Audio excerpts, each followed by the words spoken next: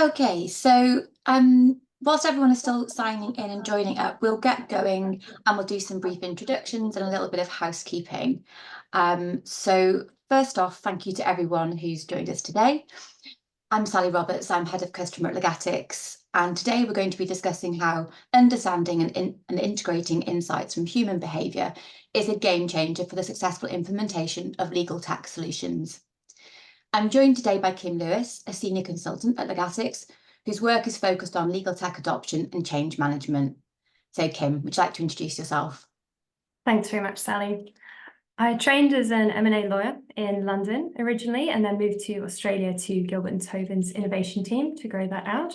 I was mainly focusing on transactional process improvement and legal technology there, and have since moved back to the UK and joined Legaltech to help with adoption. Thank you, Kim. So before I go on to our agenda, a little bit of housekeeping. So all participants are going to be muted throughout the session, but the Q&A is going to be open throughout. So please use that to add comments that you have, as well as any questions, and we'll cover those off later. So onto our agenda. In terms of the agenda, we're largely basing our discussion on some of the product design and user engagement ideas from Hooked, which is a book and methodology by Nia Eyal. These focus on what can trigger a lawyer or a client to start using technology like Legaltech, and how lawyers are rewarded and subsequently invest in a product. We're going to discuss our views on what these triggers and pain points are for lawyers, and consider how we can engage users to achieve the holy grail of self-sustained adoption. In fact, only yesterday, I was listening to some customer feedback where they have said that Legaltech looks after itself, so it can happen. To guide our discussion, we're going to use email as a case study, a well-used tool which we all have experience in, and a core technology that is used by lawyers. When we looked at it, there were many similarities between behaviour and email and a product like Legaltech. We'll then follow up with a Q&A, so please do add questions throughout the session. Before we jump into our discussion, for those of you who are joining us today who are not familiar with Legaltech and are wondering who we are and why this is of interest to us, a very quick summary.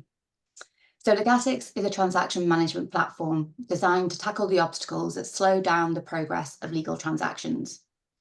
It's a collaborative and dynamic workspace where transaction parties can see and upload key documents, keep track of their status, and receive notifications of actions signed to them.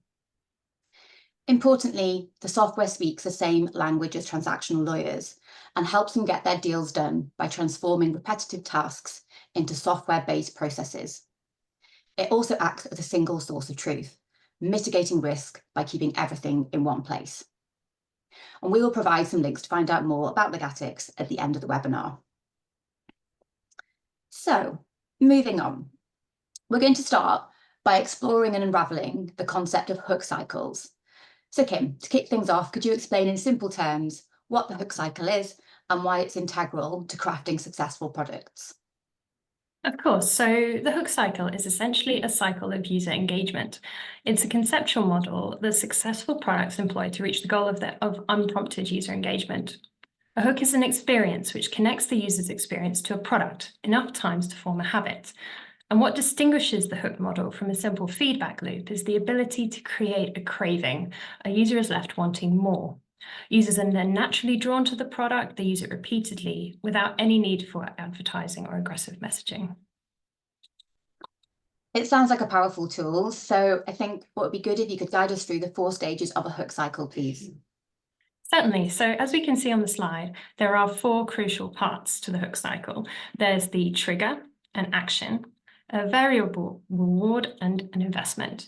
So the cycle then continues, so the hook occurs frequently enough to form a habit. So triggers are cues that prompt a behavior or action. Actions are the behaviors users perform in anticipation of a reward. The rewards then create a sense of craving, which induces the repeat actions. And investments are actually the user's expended efforts, and these make it hard to leave the product or service. So the more effort put in, the harder it is to walk away. We'll look into each of these in more detail in our talk in the context of email and legal technology. Thanks, Kim. So in addition to this, when I was looking at this topic, I came across the terms vitamin and painkiller in the context of hook cycles. Could you explain what these mean in this context? Sure. So these terms help us differentiate between products that are just nice to have or vitamins versus those that are or seem necessary. These are painkillers. So habit forming technologies often start off appearing like nice to have vitamins, but once the habit is established, they morph into painkillers, providing an ongoing solution to a problem or need. Okay, so let's take a deeper dive into the hook cycle and how we can apply it to legal technology. So we're going to use email as a case study, and then we'll discuss the similarities we see with legatics. So over to you, Kim. Thanks, Sally. So there's potentially a lot to say about email and how it drives a lawyer's behaviour. We're going to focus at a really high level on the different stages of the hook cycle. So we're not looking into the pros and the cons of using email here, but we want to look at how lawyers use email and what behaviours it drives. So when we asked ourselves the question, what is email used for by lawyers, we actually came up with a few different things, and we'd be really keen to hear your thoughts as well. So as we're going through these, please do use the Q&A to look at your thoughts, and we'll come back to them as well at the very end. So we came up with two sort of primary use cases for email. Clearly, the first one is going to be internal and external communication. And when we looked into what lawyers were communicating about, we broke that down into task and document management and allocation, progress and status updates.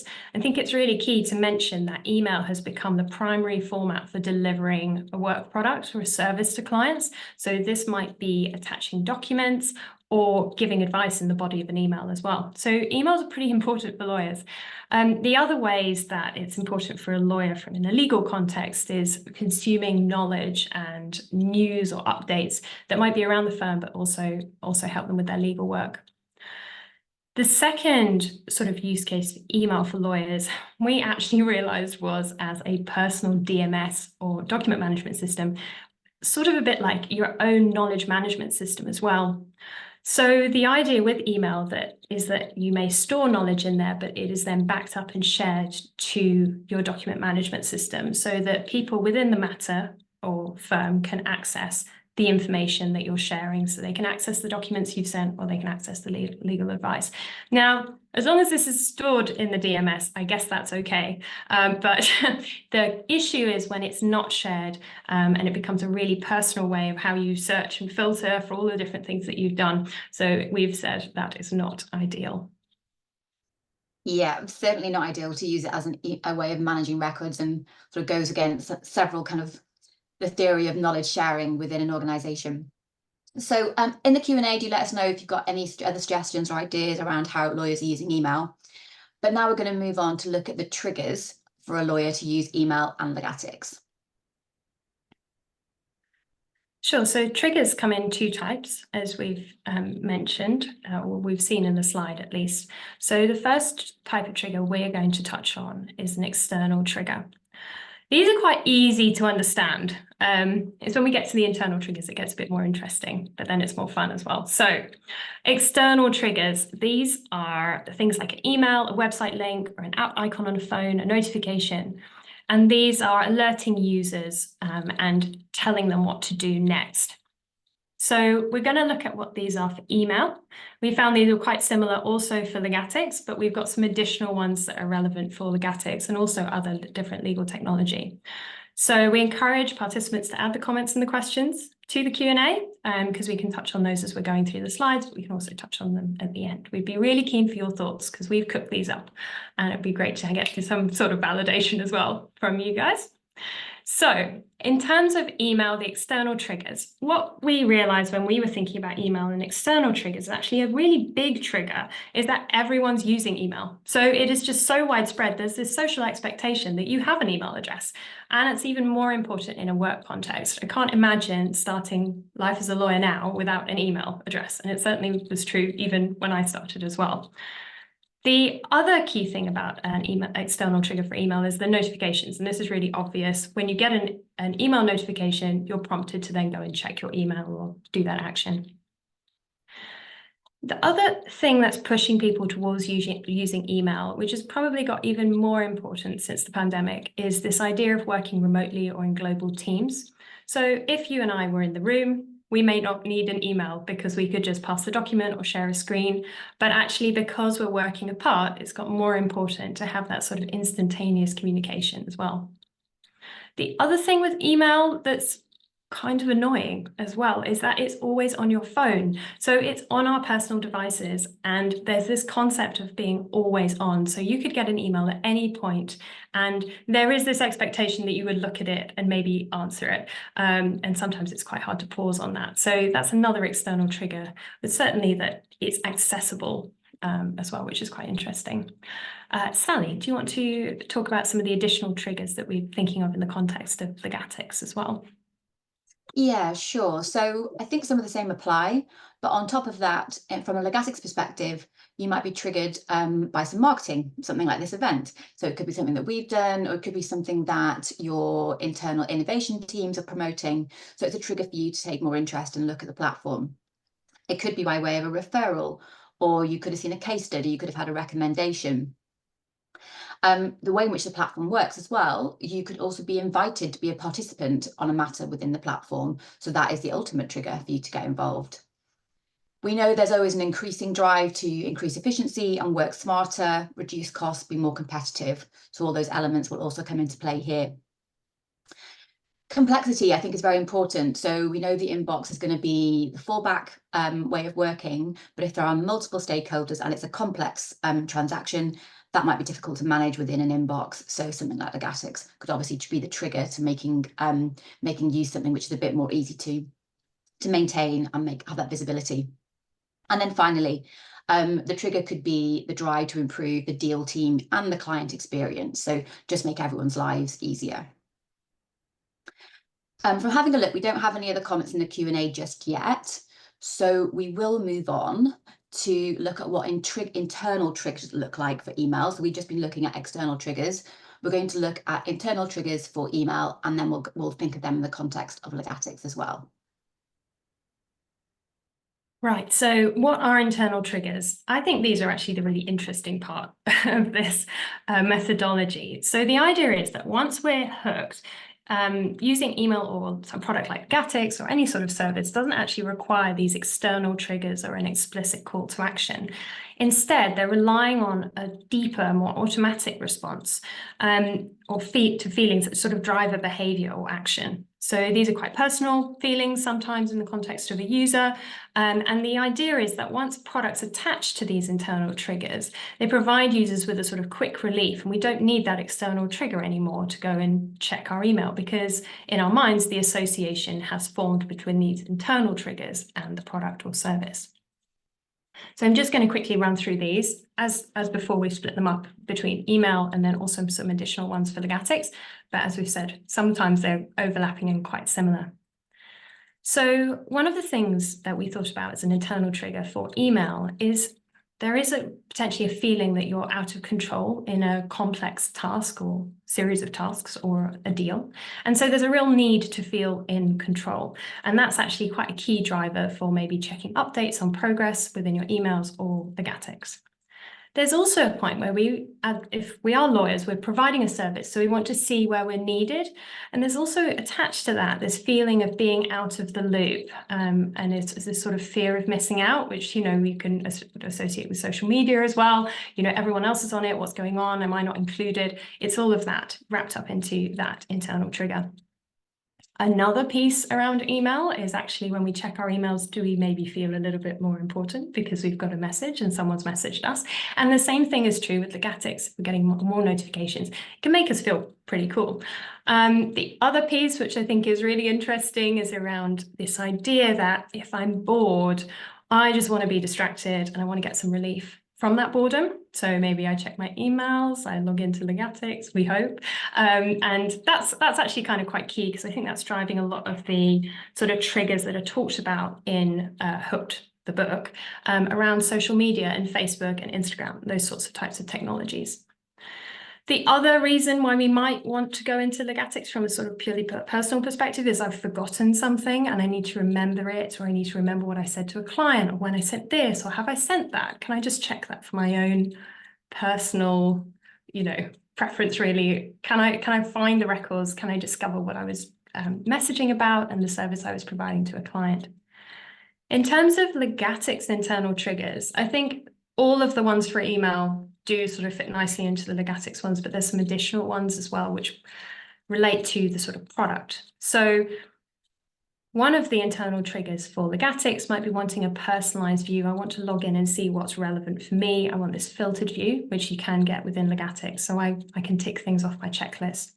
And the other reason why I might go into legaltech's is I just don't want to be spending time on admin. So it comes down to a sort of efficiency piece there to make the best use of my time. So we'll just have a quick look at the Q&A, and I think we've got some through as well. Yeah, we have got some questions. They're more generic in terms of the subject as a whole. So Kim, we can cover those off now, or we can continue and cover those off at the end. I think probably if they're a bit more generic, we can cover them at the end. Yeah, sounds good to me. Okay. So we now have got an understanding that triggers inspire an action to achieve the objective. And in our case, we're thinking about getting the deal done, getting that deal done quicker, and feeling in control. As what's also interesting is to consider the types of reward for this behaviour to get lawyers coming back for more. And then again, in a legaltech's context, for us, this was to become a repeat user of the platform to open repeat matters. So let's now have a look at the actions triggered by email, and then we'll go into rewards. Right, so what is an action? This is really simple, I think, to understand. It's the result of a trigger, it's a response to a trigger. It's the action that the user takes after they've been basically poked by this trigger and inspired to do something. So in the context of email, but also really in the context of legaltech's, the most simple action is just logging into the platform to see what you need to do, or logging in to check your email inbox. And then there might be another associated action which you want to then do, which is respond to an email. Thanks, Kim. What goes alongside this, and what I found interesting from reading Hooked, was that key to making an easy action is the ease of performance. So in Hooked, the book references 6 elements of simplicity from a framework developed by a Professor Fogg from Stanford University. Now, these 6 elements relate to each other like links in a chain. So if any single link breaks, then the chain fails. So in this case, simplicity is lost. So I'm just going to talk through these 6 elements and give a few examples as I do that. So the first element of simplicity is time. And if the target behavior requires time and we don't have that time available, then that behavior is not simple. So for example, I'm required to fill out an online form that has 100 fields in it. That behavior is not simple for me because I usually have other demands on my time. The next element of simplicity is money. So for people with limited financial resources, a target behavior that requires money is not simple. That link in the chain will break. So for wealthy people, this link in the chain rarely breaks. In fact, some people can simplify their lives by using money to save time, for example, buying technology. The third element of simplicity is basic physical effort. So behaviors that require physical effort may not be simple for everyone. We then have brain cycles. So if performing a behavior causes us to think hard, that might not be simple. And Fogg suggests that for the most part, we overestimate how much every day people want to think and would prefer to keep to habitual behaviors. Fogg describes the 5th element as social deviance, so going against the norm. If a target behavior is not normal practice, then that behavior is no longer simple. In the context of tech adoption, when we've seen resistance, when not all parties are on board, this makes sense. It's that fear of being first and being that outlier. And the final element is non-routine. So people tend to find behavior simple if they're in their routine. They are activities that they do over and over again. So when people face a behavior that's not routine, then they may not find it simple. I think it's important to note that each person will have a different simplicity profile. So people who have more time, some people have more money, some people can invest more in brain cycles, while others cannot. So just start with the useful kind of rundown of the simplicity and things that we shouldn't make too many assumptions that everyone will take to these different changes in the same way. So we think of examples of simplicity around email. The way that works and how that is effective is that it's low physical and mental effort. It's quick. The other thing as well that we'll find is Outlook is in, your Microsoft subscription. As a law firm, they've generally got one of these. There's no additional cost to use it, but it's very much part of their routine. They're used to it. It's where they're living and breathing. Over to you, Kim. Yeah, so thanks for that, Sally. I think, yeah, simplicity is really important for the action to take place. But the other point that Fogg suggests is that actually motivation as well is really key to actually making sure the action happens. So if I'm not motivated to do something, I simply won't do it, even if it's really simple. So the nature of motivation is a really widely contested topic in psychology, but Fogg argues that there are 3 core motivators that drive our desire to act. So all humans, according to Fogg, are motivated to seek pleasure and avoid pain, hope and avoid fear, and also social acceptance and avoid rejection. So you can see how these are all tied up in some of our internal triggers that we've been talking about in the context of email and also legatics too. So the 2 sides of the 3 core motivators can be thought of as levers to increase or decrease the likelihood of someone's taking a particular action by increasing or decreasing that person's motivation. And what I found interesting from looking at the Fogg behavioural model was that that they imply in the model that motivation and ability or simplicity are trade-offs of the sort. So people with low motivation may perform a behaviour if the behaviour is simple enough. So, for example, right now I have very low motivation to buy a new car. I've just bought one, it's working fine. But if you offered a new car to me for £1, I would totally buy it. My ability to pay £1 is really high, so I would buy the car despite my low level of motivation. So it's really important when you're thinking about how you get lawyers to log into a service or actually do the action, because often the triggers are pretty much there. We might need to communicate them a little bit better if we're doing a value proposition, for example, about a piece of legal technology. But it's actually, there is this sort of trade-off between making the action simple enough, but also making sure that we're hitting the right motivational sort of targets for these actions. And I think that's really key when looking at legal technology. Yeah, I think I just add to that. So if the action is not considered, then users can just revert to familiar status quo quite quickly. So for us at Legatics, that could be to reverting to old ways of working, emails and documents, which is what we want to try and avoid. Okay, so let's move on to rewards for the actions. So in the hooked model, it's quite interesting because Nia Eyal talks about 3 different types of rewards. The key thing is these are all variable. So the idea is they change each time in the hook cycle. And there's something about this change and this mystery in the reward and the variability that makes it great. And it creates this sort of level of excitement and this craving or need to come back and want more. Now, it's interesting because when they looked at variability and studies on variability, they found that actually people don't necessarily like variability for variability's sake. They also like to have a sense of autonomy and control over that variability, and that makes variability fun. So if you're in an uncertain situation, but you feel a bit like you're in control, then it's exciting. I'm going on a roller coaster and I'm going around, but I've chosen to go on the roller coaster. If I was just thrown on a roller coaster and I had no choice, it might be a different matter. So when we look at these rewards, that's really important to bear in mind. So the 3 types of variable rewards in the hook model are rewards of the tribe, hunt, and self. And we'll go through these and hopefully these will make a little bit more sense. So when we looked at email and also the notifications in Legatics, we found some really key rewards. And I'd be really interested to hear if anyone else has got some other rewards as well in the Q&A. So do pop those in as we go along. Rewards of the tribe. So these are really talking about sort of our social rewards.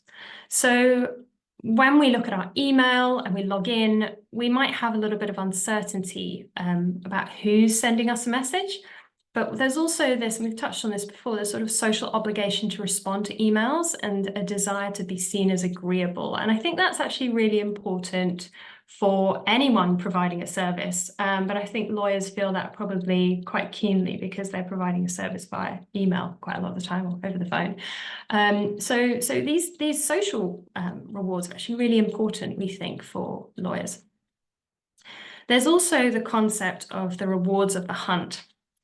This is sort of harking back to the caveman days, which is quite fun, really, when you look at it. But we might also be curious about what information is in an email. We're not stalking deer, but we're stalking our email inbox to try and find some interesting things that we want to catch. But the idea here is that maybe there's a task or a document that needs our review. So checking email or our notifications informs us of opportunities or threats within our environment. And the last type of reward is the reward of the self.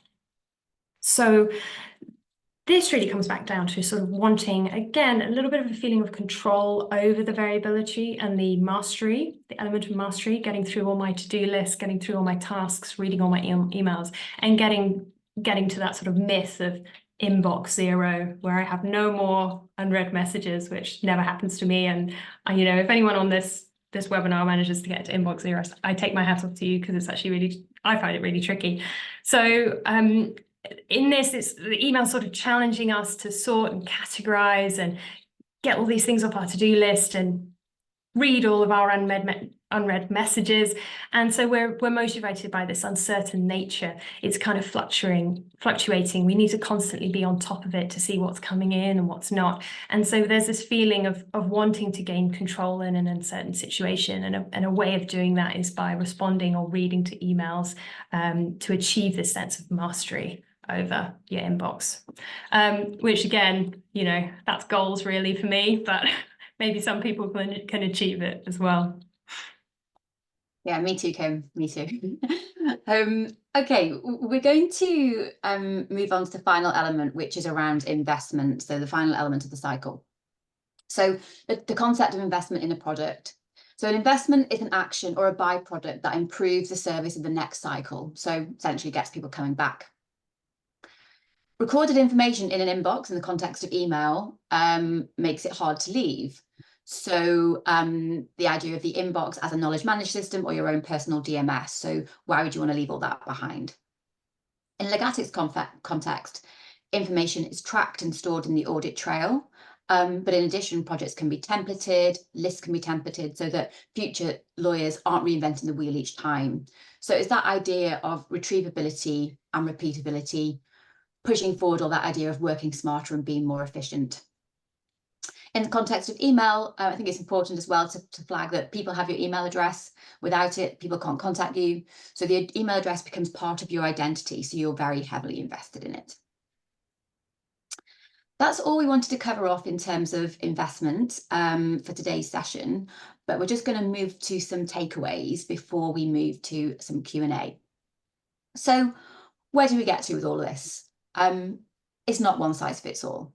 We realise that, but I think it's very important. And from my personal reading of this book, it made it even more important to have a deep understanding of users and the different types of personas to identify those relevant triggers. So at Legaltech, we consider lots of different personas, including partners, lawyers, innovation and legal tech teams. So the messaging that we give them and the reasons why they would be coming to the platform, their triggers are all going to be different. So it's really important for us in working with those teams that we have an understanding of that.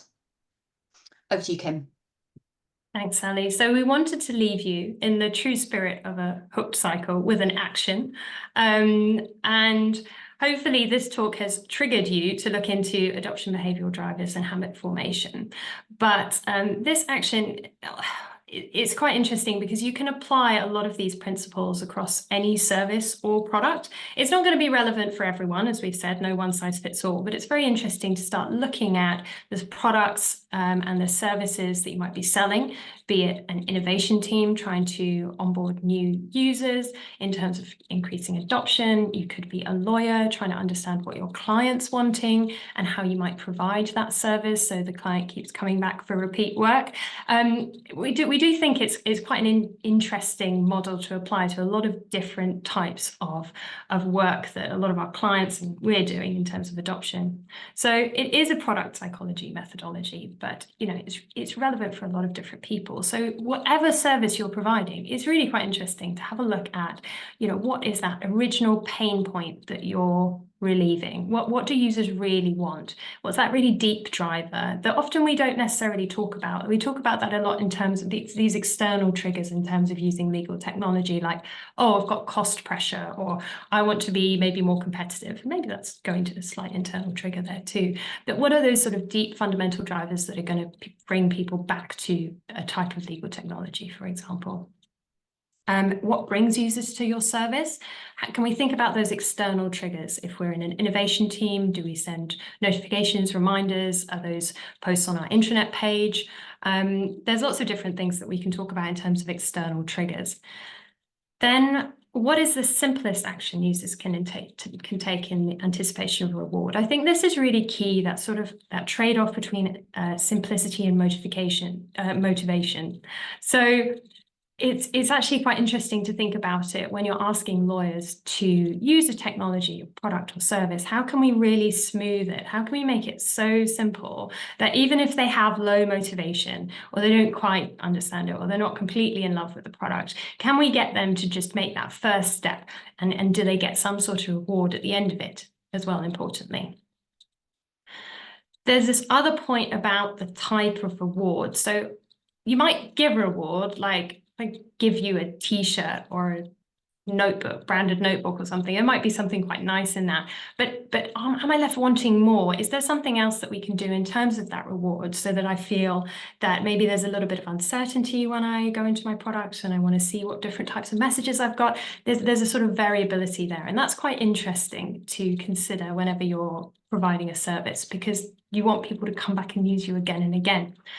So the last point and the last question is, what bit of work or what effort is invested by users? So, we talked about things like money and stuff. It's not really talking about investment in the terms of money, which when I read the book, I thought that was what it was talking about. It's actually talking about me putting effort in, and the point that's made here is around sort of an IKEA principle. But can we get people to make their own, make them feel proud of their work, and so that they store value within the product or service and they keep coming back?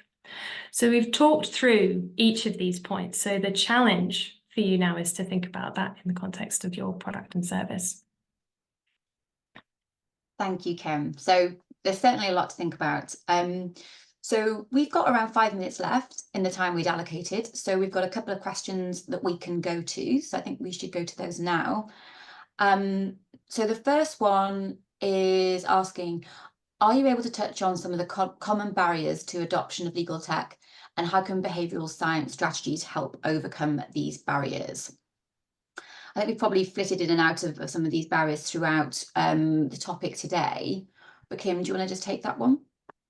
Sure. So I think it's definitely an interesting point. There are certainly undoubtedly barriers for legal tech, but these might be potentially a little bit broader than we think, having just looked at some of the principles we've covered in Hooked. So I think for me, if I was going to focus on one thing, it would be this concept of the action being simple and motivated.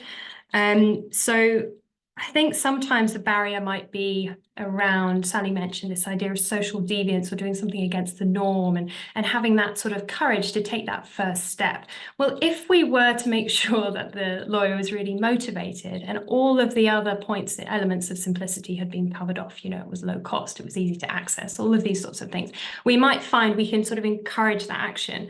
I think for many lawyers, the sort of the triggers are there internally, because we see that when we're looking at email. And so they're already there. With legaltech, there might be some additional ones. With other different types of legal tech, there might be some additional ones. But in terms of making that action really simple and very easy for lawyers to sort of onboard onto a product, I think that's actually a really interesting point to look at, and what I would pull in terms of the behavioural science strategy, just focusing on simplicity and motivation. Sally, I don't know if you have anything to add to that. We've actually, another comment we've had actually in the chat around this is just sort of saying that a good selling point generally for legaltech, or perhaps for other technologies, is the trigger reward to keeping the client happy and impress them. So benefits of collaborating with a client within a more professional space, rather than just the old-fashioned email, reflects well on the lawyer and the firm overall. So I think that's a really good point as well. And that's obviously, it's that external trigger. I think that's a really good point that we can consider. I think another related question, I'll just do one more question before we wrap up, is around how these principles could be, how legal professionals could leverage these insights to communicate the value of adopting tech to their clients. So I think it is going back again to that simplicity and that potentially that social deviance bit, is that, you know, that referral, that network effect actually seems to be actually perhaps more important than we originally thought, of keeping up but not wanting to go ahead too fast. If you've got anything you want to add to that one, Kim. Yeah, totally. So whereas before I was sort of talking about the importance of the action being really simple and motivated, I think here in terms of your value proposition, I think that's actually more around the sort of types of triggers that you're using and what you're really trying to tap into. So you sort of grab someone's attention and you trigger the behavior. So I really like, I have to say, it's another Kim, great name. Another Kim has talked about this idea of this reward of keeping the client happy as also being a trigger as well. I think that's a really important trigger. But if we can tap into the trigger, we can create success stories or marketing content that really answer some of those internal triggers to sort of get people on board, get the buy-in before someone uses the product. So I would actually focus on the trigger aspects of the methodology to sort of look into value propositions. Thank you, Kim. So this brings us to the end of our webinar today. We hope you found it useful and brings an opportunity to look at the implementation of tech through potentially a different lens than you have done previously. Thanks so much to Kim for sharing her insights and expertise today. So if you'd like to discuss in any more detail any of the topics that we've discussed today, you can get in touch with us using our contact details, which will be on screen, but they'll also be provided in the follow-up email you get to this webinar, and that will also include a recording of today's session that you can share with your colleagues if you might find it interesting.